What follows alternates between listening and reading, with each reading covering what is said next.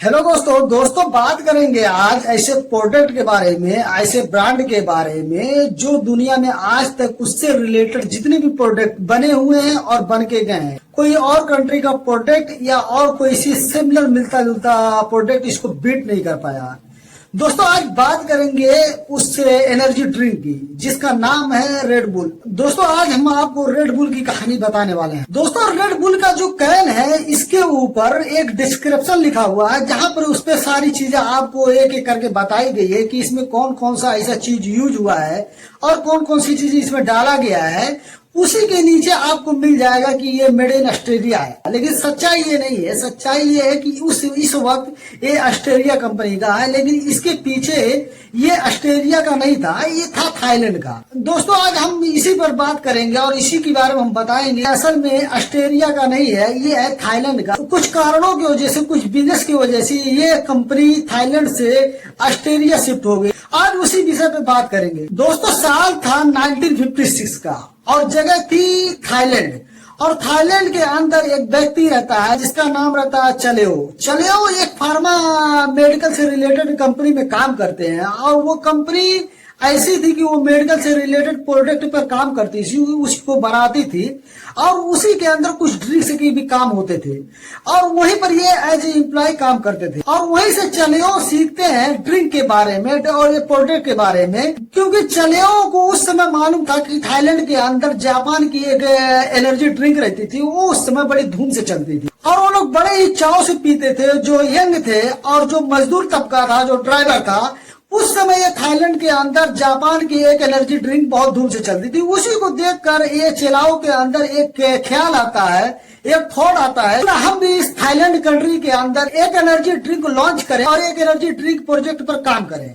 दोस्तों यही से एक कहानी चालू होती है रेड बुल की, जो उस वक्त रेड बुल नहीं था। दोस्तों उस वक्त इस कंपनी का नाम था क्रिएटिंग डैंग। दोस्तों ये क्रिएटिंग डैंग को रिब्रांड किया गया है और ये रिब्रांड करने के पीछे क्या कारण है और कौन किया है, हम इसके बारे में आपसे बात करेंगे। लेकिन शुरुआती दौर में ये रेड बुल वही एनर्जी ड्रिंक है जो यहाँ पे क्रिएटिंग डैंग है। दोस्तों ये सन था 1976 का, जब पहली बार थाईलैंड के अंदर ये एनर्जी ड्रिंक लॉन्च हुई थी जिसका नाम था क्रिएटिंग डैंग। ये पहली बार जब लॉन्च होती है तो धीरे धीरे कर ये पूरे शहर से लेकर पूरे ऑल ओवर थाईलैंड के अंदर फैल जाता है और ये वो तबके के अंदर मशहूर हो जाता है जो बहुत ही मशक्कत से दिन भर मेहनत मजदूरी करते थे, यहाँ तक कि ड्राइवर हुए। कंपेयर टू जापान की एनर्जी ड्रिंक से जो उस वक्त इंपोर्ट हो रही थी थाईलैंड के अंदर, उसकी तुलना में किया जाएगा तो ये जो चेलाओ की ड्रिंक थी जो इन्होंने लॉन्च किया था 1976 में, ये ड्रिंक थाईलैंड के रहने वाले सिटीजन को अफोर्डेबल थी, क्योंकि ये ज्यादा एक्सपेंसिव नहीं थी वहाँ की तुलना में, और वो जो जापान की ड्रिंक थी वो ज्यादा एक्सपेंसिव पड़ जाती थी जो वो वहाँ से इंपोर्ट करते थे। इसकी तुलना में थाईलैंड के अंदर ये ड्रिंक इतनी ज्यादा चलने लगी, वो मजदूर तबके के अंदर, वो ड्राइवरों के अंदर, सब लोग इसको यूज करने लगे और देखते देखते ये ड्रिंक पूरी तरीके से पूरे थाईलैंड पर छा गई।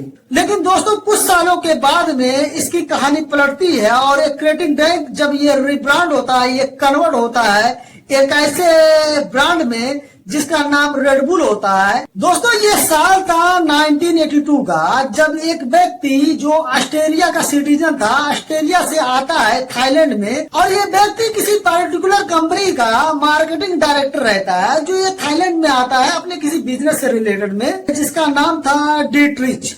डीट्रिच बिजनेस के लिए आते हैं थाईलैंड के अंदर, लेकिन आते हैं वो ठहरते हैं, कुछ दिन घूमते हैं और उनके हाथ में एक एनर्जी ड्रिंक आती है जिसका नाम क्रिएटिंग डैंग रहता है। वही चेलाओ की ड्रिंक है जो उन्होंने लॉन्च किया था 1976 के दौरान, और ये ड्रिंक जब वो पीते हैं तो इससे बड़े इम्प्रेस होते हैं और ऊपर से एक बिजनेसमैन इनके दिमाग में थॉट आ जाता है, क्यों ना इस कंपनी के साथ में बिजनेस किया जाए, क्यों ना इस कंपनी के साथ बात किया जाए, और वो चेलाओ से बात करने की पेशकश कर देते हैं। समय बीतता है, चेलाओ से मुलाकात होती है और चेलाओ से मुलाकात होने के बाद में यहीं से इस कंपनी क्रिएटिंग डैंग को रिब्रांड और कन्वर्ट करने का दौर शुरू हो जाता है।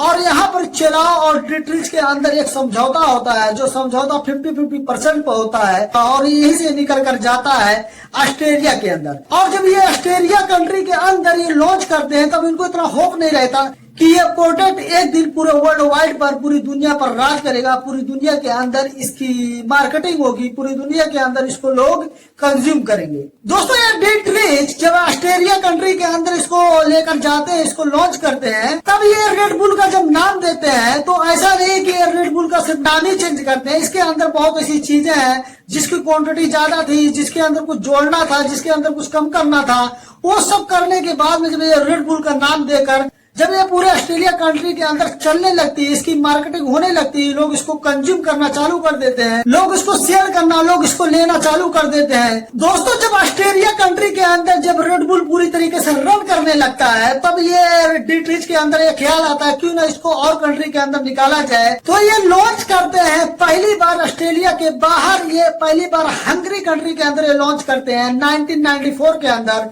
और 1995 के अंदर यूके के अंदर लॉन्च करते हैं, और 1997 के अंदर ये अमेरिका के अंदर लॉन्च करते हैं। सन 2000 आते आते ये पूरे एशिया के अंदर फैला देते हैं। दोस्तों कमोबेश मिलाकर 175 कंट्रीज के अंदर ये रेड बुल ब्रांड और रेड बुल एनर्जी ड्रिंक अपनी सेल कर रहा है, अपनी मार्केटिंग कर रहा है। दोस्तों कुछ रिपोर्टें ऐसी बता रही है कि पूरी दुनिया के अंदर एक सेकंड के अंदर 15 कैन इसके ओपन होते हैं, कि 12 मिलियन कैन कमोबेश मिलाकर पूरी दुनिया के अंदर हर साल इसके सेल होते हैं। दोस्तों 2020 से लेकर 2025 तक का इसका रेवेन्यू देखेंगे तो आंकड़ा देखेंगे तो 68,000 करोड़ से लेकर 1 अरब 7 लाख करोड़ रुपए हो गया है। ये 4-5 सालों के अंदर ये इतना ज्यादा गैप हुआ है। दोस्तों ऐसा नहीं है कि ये रेड बुल सिर्फ ये इसी पे काम कर रहा है, ये एनर्जी ड्रिंक पे काम कर रहा है, ऐसा नहीं है। ये बड़े बड़े इवेंट्स को लॉन्च कर रहा है, बड़े बड़े ऐसे फुटबॉल की टीम को स्पॉन्सर कर रहा है, ये कई फील्ड में कई सेक्टर में ये एक्टिव है। दोस्तों होपफुली कि आपको ये वीडियो पसंद आया है, अगर पसंद आया होगा तो हमारे चैनल को प्लीज सब्सक्राइब कर दीजिए, बेल आइकन को दबा दीजिए।